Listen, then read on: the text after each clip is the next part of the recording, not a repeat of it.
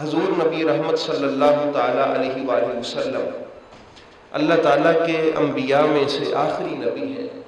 میرے محبوب کے بعد سلسلہ نبوت ختم ہوا، آپ خاتم النبیین ہیں، آپ کے بعد کوئی نبی آنے والا نہیں ہے، نبوت کا سلسلہ میرے محبوب کی آمد سے ختم ہو چکا۔ رسول معظم صلی اللہ علیہ وآلہ وسلم نے ہر اس چیز کی تکمیل کی جو پچھلے انبیاء کے دور میں ابھی باقی تھا۔ جو انسانیت کی ریکوائرمنٹ تھی، جو انسانیت کو چاہیے تھا، جس کی ایک انسان کو ضرورت ہوتی ہے، ہر وہ دولت میرے محبوب نے انسان کی جھولی میں ڈال دی۔ کوئی چیز ایسی نہ چھوڑی جس کو انسان جس کی ضرورت ہو اور میرے محبوب نے وہ عطا نہ کی ہو۔ محبوب معظم صلی اللہ علیہ وآلہ وسلم کائنات میں تشریف لائے، آپ نے انسانیت کا دامن اللہ کی رحمتوں سے معمور فرما دیا۔ انسانیت اللہ کی بارگاہ میں سجدہ ریز ہو گئی اور سجدہ شکر ادا کرنے لگی۔ اللہ کے محبوب کریم صلی اللہ علیہ وآلہ وسلم کائنات میں آپ تشریف لے کے آتے ہیں، اللہ کی وحدانیت کا ڈنکا بجاتے ہیں اور اپنی رسالت کا اعلان فرماتے ہیں۔ اس دور میں میرے محبوب کریم صلی اللہ علیہ وآلہ وسلم کی اس کاوش کو جو اسلام کی تبلیغ کے لیے میرے محبوب نے شروع فرمائی تھی، کربلا کے پس منظر میں ہمیں اس کو دیکھنا بھی بڑا ضروری ہے، تاکہ ہمیں سمجھ آ سکے کہ یہ جو امام حسین علیہ السلام میں اور ان کی اولاد میں اور ان کے دوستوں میں اور ان کی فیملی میں یہ جو ایک قربانی کا جذبہ تھا، یہ فقط ان کا ہی تھا یا ان کو وراثت میں مل رہا ہے؟ ان کے آباء و اجداد میں بھی یہ چیز واقعہ تھی، یہ جذبہ موجود تھا رسول پاک صلی اللہ علیہ وآلہ وسلم پر قربان ہونے کا، رسول کریم علیہ السلام کے مشن کو لے کر اس کو پھر کامیابی کے بلندیوں تک پہنچانے کا یہ جو جذبہ ہے، یہ امام حسین علیہ السلام کو انفرادی طور پہ اللہ نے عطا فرمایا تھا، یا پھر امام حسین علیہ السلام کو یہ اپنے آباء و اجداد سے ورثے میں بھی ملا تھا۔ ایک چیز وہبی ہوتی ہے جو اللہ عطا فرماتا ہے، ایک موروثی ہوتی ہے جو اللہ تعالیٰ آباء و اجداد سے وراثت میں عطا فرماتے ہیں۔ تو میں آپ کو بتاتا چلوں، یہ جو جذبہ حسینی تھا رسول پاک صلی اللہ علیہ وآلہ وسلم کے دین کی تکمیل کے حوالے سے، دین کی حفاظت کے حوالے سے، رسول معظم صلی اللہ علیہ وآلہ وسلم کے مشن کی تکمیل کے حوالے سے، دین کو خراب نہ ہونے دینے کے حوالے سے، یہ امام حسین کو اللہ نے ذاتی طور پہ بھی عطا فرمایا تھا اور موروثی طور پہ بھی عطا فرمایا تھا۔ اس حوالے سے میں چند ایک تاریخی حقائق جو ہیں وہ آپ احباب کے سامنے رکھنا چاہوں گا، تاکہ ہم جب امام حسین علیہ السلام کے اس جذبہ شہادت کو سلوٹ پیش کریں تو ساتھ میں جہاں سے یہ وراثت منتقل ہوئی مولا حسین کے آباء و اجداد کو بھی سلام پیش کریں کہ جنہوں نے ایسی عظیم و شان ہستی پیدا کر کے اس کی خوبصورت تربیت کر کے کائنات والوں کے سامنے ان کو کیا۔ تو احباب گرامی، رسول کریم صلی اللہ علیہ وآلہ وسلم آپ 40 برس تک خاموش رہے، آپ نے 40 برس تک اپنا کردار لوگوں کے سامنے رکھا، جہاں سے بھی گزرتے تھے آواز آتی تھی وہ صادق جا رہا ہے، آواز آتی تھی وہ امین جا رہا ہے، آواز آتی تھی وہ سچ کا پیکر جا رہا ہے، آواز آتی تھی یہ امانتوں کا رکھوالا جا رہا ہے، آواز آتی تھی یہ عزتوں کا محافظ جا رہا ہے۔ میرے محبوب کریم صلی اللہ علیہ وآلہ وسلم اعلان نبوت سے پہلے آپ نے کچھ اس خوبصورت انداز میں زندگی گزاری کہ کفار مکہ میرے محبوب کے خوبصورت کریکٹر کو خوبصورتی سے بیان کرنے پر مجبور ہو گئے کہ یہ واقعی خوبصورتی کا پیکر ہے، حسن و جمال کا پیکر ہے، یہ سچائی کا پیکر ہے، یہ صداقت کا پیکر ہے، یہ امانت کا پیکر ہے، یہ دیانت کا پیکر ہے۔ یہ اس پر کسی کو کوئی اختلاف نہیں تھا۔ پھر میرے محبوب کریم صلی اللہ تعالی علیہ وآلہ وسلم کو حکم ہوا کہ اے محبوب اب آپ اعلان فرمائیں وَأَنذِرْ عَشِيرَتَكَ الْأَقْرَبِينَ، اپنے عزیز رشتہ داروں کو، برادری کو اکٹھا کر کے ان کو اعلان کر کے بتائیں کہ اے لوگو، اللہ ایک ہے اور میں اس کا رسول ہوں۔ نبی رحمت صلی اللہ علیہ وآلہ وسلم نے 40 یا 42 لوگوں کو اکٹھا کیا۔ کس کے گھر میں؟ علی کے باپ کے گھر میں، حسنین کریمین کے دادا کے گھر میں، امام حسین علیہ السلام اور امام حسن پاک کے دادا کے گھر میں، مولا حسین اور حسن علیہ السلام کے والد ماجد کے گھر میں اکٹھا کیا۔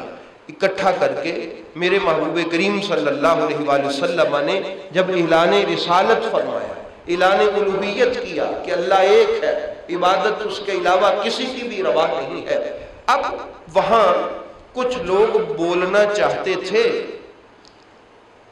کچھ لوگوں نے ایک دو باتیں کرنے کی کوشش بھی کی، بہت کچھ بولنا چاہتے تھے، مگر شیر خدا کا شیر باپ دروازے پہ کھڑا نظر آ رہا تھا۔ ان کو دیکھتے تو اپنی زبان بند کر لیتے۔ تو احباب گرامی، کیا خوبصورت وہ منظر ہے کہ میرے محبوب کریم صلی اللہ علیہ وآلہ وسلم ان سے پہلے اپنی صداقت کا اقرار کرواتے ہیں کہ میں صادق ہوں، انہوں نے کہا کہ آپ صادق ہیں، امین ہوں، آپ امین ہیں، دیانتدار ہیں، آپ میں کسی قسم کا کوئی شک و شبہ کی گنجائش نہیں ہے، آپ کا کردار لا ریب ہے، بے عیب ہے۔ نبی رحمت صلی اللہ علیہ وآلہ وسلم نے اس کے بعد جب اعلان نبوت فرمایا تو ساتھ میں میرے محبوب نے اپنی برادری سے ایک ڈیمانڈ بھی کی۔ میرے محبوب دو عالم صلی اللہ علیہ وآلہ وسلم نے فرمایا کہ مجھے حکم ہوا کہ میں اس مشن پر کام کروں، لوگوں کو بتاؤں کہ اللہ ایک ہے، اس کے علاوہ کوئی عبادت کے لائق نہیں ہے، تم میں سے کون ہے جو اس مشن میں میرا ساتھ دے؟ احباب گرامی، یہ پہلا دن تھا، اسلام کی تبلیغ کا پہلا دن تھا یہ کہ رسول معظم صلی اللہ علیہ وآلہ وسلم نے فرمایا میں جس اللہ کا رسول ہوں اس اللہ نے مجھے حکم دیا ہے کہ آپ اعلان کریں اور ان سے پوچھیں کہ اس مشن میں تم میں سے کون میرے ساتھ ہے۔ تو 13 سال کا ایک بچہ اٹھ کے کھڑا ہوا، انہوں نے اٹھ کے کھڑے ہو کے ایک تقریر کی۔ تقریر میں کیا کہا کہ یا رسول اللہ۔ احباب گرامی، ہم کہتے ہیں کہ کوئی اگر پہلی ایجاد ہو، یہ کیمرہ ہے، ہم کہتے ہیں سب سے پہلے کس نے، کس ملک نے، کس کمپنی نے اس کو ایجاد کیا، ہم اس کو کہتے ہیں یہ سب سے پہلے یہ اس کمپنی کی ایجاد ہے۔ یہ مائک سے پہلے نہیں ہوتا تھا، یہ فلاں کمپنی کی سب سے پہلی ایجاد ہے۔ یہ ٹائر پہلے نہیں تھا، یہ فلاں شخص کی پہلی ایجاد ہے۔ احباب گرامی، آج فضا یا رسول اللہ کے نعروں سے مزین ہے، معطر ہے، معمر ہے، گونجتی ہے، لیکن یہ یا رسول اللہ کا سب سے پہلا لفظ کہنے والا حسین کا بابا علی ہے۔ سب سے پہلے جس نے یہ لفظ اپنی زبان سے بولا وہ مولا کائنات حیدر کرار تاجدار کربلا امام حسین کے بابا علی المرتضیٰ، انہوں نے اٹھ کے کھڑے ہو کے کہا یا رسول اللہ صلی اللہ علیہ وآلہ وسلم، میں اس مشن میں آپ کا ساتھ دوں گا۔ اچھا، یہ تو بات سادہ سی ہے۔ اس کے بعد اگلے الفاظ بڑے عجیب و غریب سے ہیں۔ عرض کیا کہ اگرچہ میری بظاہر جسم میں میں کمزور ہوں، بظاہر جسم میں میں کیا ہوں؟ کمزور ہوں، لیکن یا رسول اللہ آپ کی دشمنوں کی آنکھیں نکال دوں گا، آپ کے دشمنوں کا پیٹ پھاڑ دوں گا۔ اچھا، یہ دو باتیں کوئی حضور مولا علی حیدر کرار سے عالم تخیل میں ہم پوچھتے ہیں کہ یا علی حیدر کرار، یہ ایک عجیب سی بات ہے، آپ کہتے ہیں میں کمزور ہوں لیکن میں دشمنوں کی آنکھیں نکال دوں گا اور میں آپ کے دشمنوں کا پیٹ پھاڑ دوں گا، یہ دو باتیں عجیب سی ہیں، کمزور بندہ یہ دو باتیں نہیں کرتا۔ تو آواز آتی ہے کہ دیکھیں اسلام میں اللہ اور اس کے رسول کے سامنے طاقتور ہونے کا اظہار نہیں کرتے، سامنے اللہ کا رسول ہے اور خدا خود سن رہا ہے، اس لیے میں نے اللہ اور اس کے رسول کی بارگاہ میں عجز و انکساری کا اظہار کرنے کے لیے کہا کہ میں کمزور ہوں، میں کیا ہوں؟ لیکن دشمن کے سامنے ماڑی کمزور اور جو ہے وہ نیچی بات نہیں کرتے. اس لیے میں نے دشمنوں کے سامنے کہا آنکھیں نکال دوں گا، پیٹ پھاڑ دوں گا، تاکہ اللہ اور اس کا رسول بھی راضی رہے اور دشمن بھی جان جائے کہ جو سامنے کھڑا ہے وہ کمزور نہیں ہے. اس لیے احباب گرامی حضور مولا علی حیدر کرار وہاں پر اٹھ کے کھڑے ہوئے. اب بڑی بڑی باتیں ہوئی، بڑی دفعہ پنچایت ہوئی، بڑی دفعہ بیٹھک ہوئی، بڑی دفعہ علامے لے کے اور وہ گلے اور شکوے لے کے پنچایت کی صورت میں جناب ابو طالب کی بارگاہ میں لوگ آتے ہیں کہ اگر اس کو کسی عورت کی ضرورت ہے تو وہ ہم دیتے ہیں، اگر دولت کی ضرورت ہے تو ہم وہ دیتے ہیں، ہم اپنا سب کچھ بیچ دیں، ہم جمع کر لیں، ہم جو مرضی کریں، اور اگر یہ سرداری چاہتا ہے تو ہم وہ بھی دیتے ہیں، اس قابل ہے کہ یہ سردار بنے. تو احباب گرامی حضرت ابو طالب علیہ السلام نبی پاک سے کہتے ہیں آج کافر آئے تھے. کون آئے تھے؟ مکے کے کافر آئے تھے اور یہ ڈیمانڈ کر رہے تھے. عرض کی چچا جان اگر میرے ایک ہاتھ پہ سورج اور دوسرے پہ چاند بھی رکھ دیا جائے تو میں لا الہ کہنے سے باز نہیں آؤں گا. پھر اللہ نے بھی ایسی کرمنوازی فرمائی کہ محبوب تو نے سورج اور چاند کی بات کی ہے، لوگ دیکھیں گے کہ تیرے ایک ہاتھ کے اشارے سے سورج واپس پلٹتا ہے، تیرے دوسرے ہاتھ کے اشارے سے چاند شک ہوتا ہے، تاکہ لوگوں کو پتہ چل جائے میرے مصطفیٰ کے ہاتھوں کی عظمت کیا. تو یہ میرے محبوب کریم صلی اللہ علیہ وآلہ وسلم نے جب اعلان نبوت فرمایا، بڑی بڑی بڑی سازشیں، یہ بھی ایک سازش تھی. یہ کیا تھی؟ سازش تھی یہ کہ رسول پاک کو دولت کا جانسا دیا جائے، رسول پاک کو عورت کا جانسا دیا جائے، رسول پاک کو سرداری اور بادشاہت کی ڈیمانڈ کی جائے. یہ ایک سازش تھی.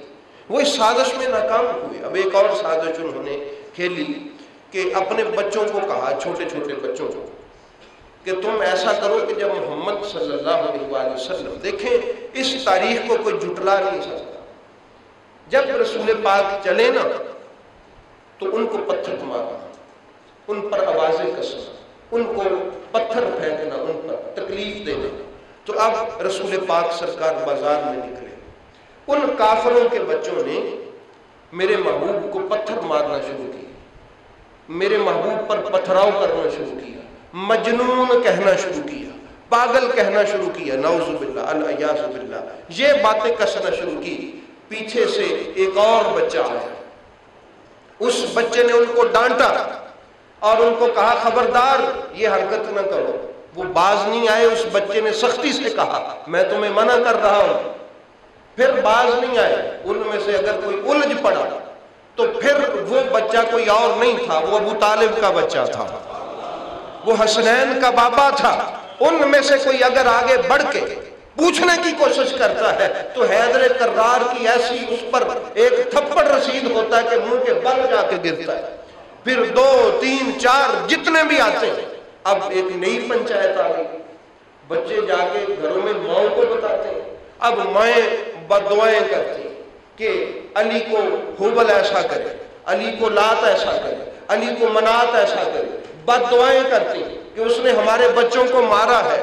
تو احباب گرامی یہ بنیاد تھی اس دشمنی کی جو مولا علی حیدر کرار کے ساتھ عرب میں جس کی بنیاد پڑی، وہ لا الہ الا اللہ اور تحفظ ناموس رسالت کی وجہ سے. آج لوگ ناموس رسالت کے تحفظ کی بات تو کرتے ہیں کہ ہم رسول پاک سرکار کی ناموس اور ان کی رسالت کے ناموس کی تحفظ کے لیے آگے آگے ہیں. سب سے پہلے جو تحفظ ناموس رسالت کے لیے آگے ہوا وہ یا حسنین کا دادا تھا یا حسنین کا بابا علی تھا. انہوں نے آگے قدم رکھا میدان میں. احباب گرامی حضرت ابو طالب کے پاس جب یہ پنچایت آئی تو آپ نے ان کو کیا جواب دیا؟ فرمایا آپ اپنے بچوں کو روک لیں کہ وہ میرے بھتیجے محمد کے ساتھ یہ سلوک نہ کریں. میں اپنے بیٹے کو روک لوں گا، میں اپنے بیٹے کو روک لوں گا.